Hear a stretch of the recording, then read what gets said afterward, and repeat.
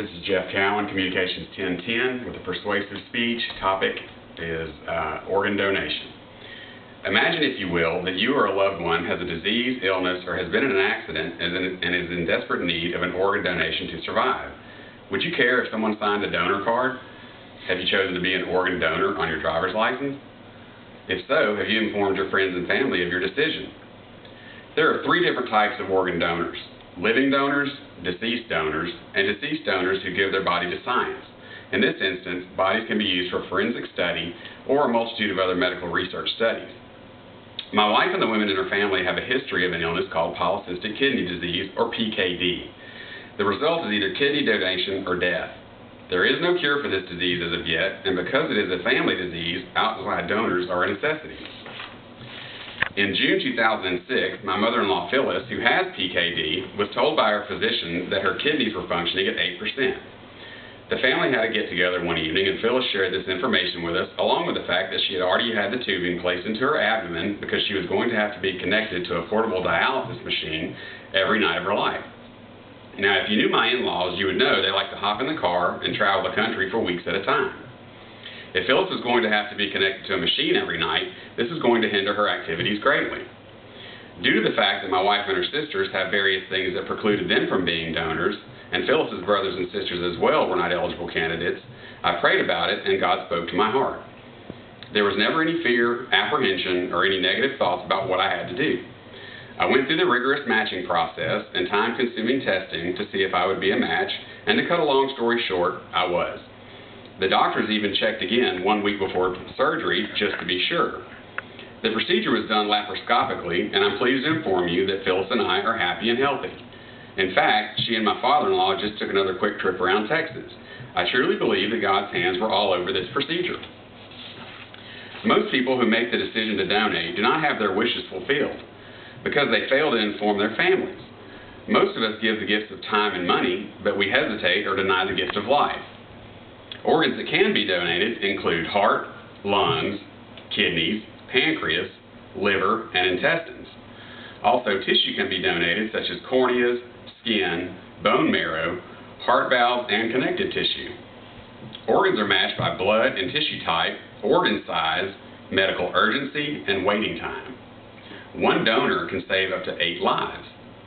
I realize that this subject is one that most people would rather not think about. No one wants to think about when they or someone they love is faced with an illness or a life-ending situation. For this reason, many people just deny the problem exists until it is too late for them or someone they love. I'm now going to show you a PowerPoint presentation that shows a few statistics.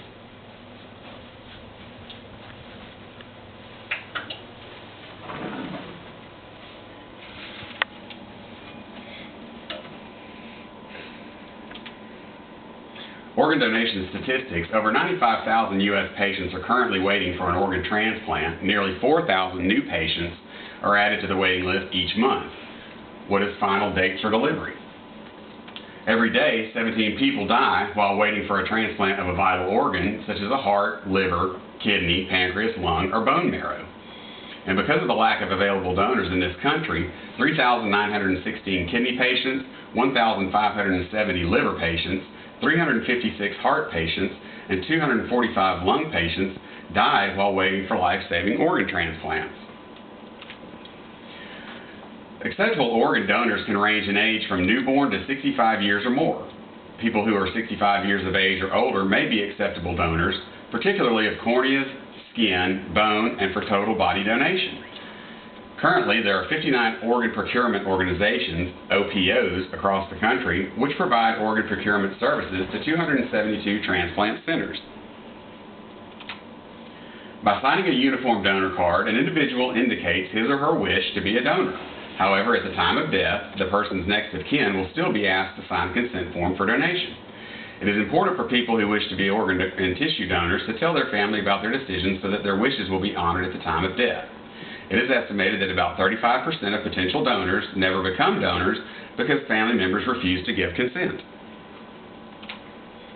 Advances in surgical technique and organ preservation and the development of more effective drugs to prevent rejection have improved the success rates of all types of organ and tissue transplants.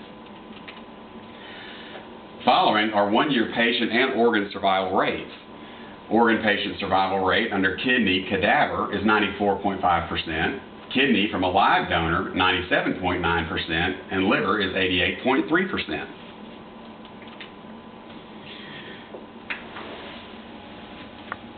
As I said, most people who make the decision to donate do not have their wishes fulfilled, and a lot of times it's because they haven't, in the instance, talked to their families or their loved ones to let their decisions be known.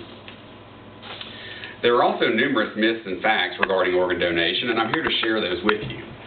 First myth, my religion does not approve of organ donation. Fact, all organized religions approve of donation and consider it a divine gift. Myth, the rich and famous will get organs first because they have more money and power before the average person who may be in greater need. Fact, under the National Organ Transplant Act, organs cannot be sold and transplantation is decided by basis of need and the methodical matching process I mentioned earlier. Myth, will I be disfigured if I donate? Fact, donation is done during a surgical procedure and doctors take great care to leave minimal scars. As I mentioned earlier, my donation was done laparoscopically, which left 3 small scars that are hardly noticeable. Myth, what is the cost to me if I donate? The fact is, there is no cost to the donor. All the expenses are covered by the recipient. Organ donation is the most selfless act that saves lives. Wouldn't it feel good to know that a true gift of life from you will allow others to survive and thrive and go on to live full, happy, healthy lives? I don't see any difference in bringing a beautiful child into the world and giving them life or donating a life-saving organ to someone you love. I realize that God gave you these organs so that you may live a happy, healthy life, but when you die and are 6 feet underground, what good are your organs doing for anyone if they're buried with you? You will no longer need them because the Father will provide everything you need in heaven. I say, give my kidneys to someone who is dependent on a machine to live from day to day. Give my eyes to the person who has never seen the beauty of our great country. Give my heart to someone whose own has just about beaten its last beat. Give my blood to the person who was pulled from an automobile accident so that they might live to see another glorious sunrise. Take anything in my body that can be of use and find a way to make a crippled child walk, or a young boy hear the crack of a bat for the first time, or a little girl speak her first words. If something must be buried, then let it be my shortcomings and weaknesses. Otherwise, cremate what is left after my vital organs have been procured and spread my ashes to the wind. If you choose to become an organ donor, you need to have it noted on your driver's license.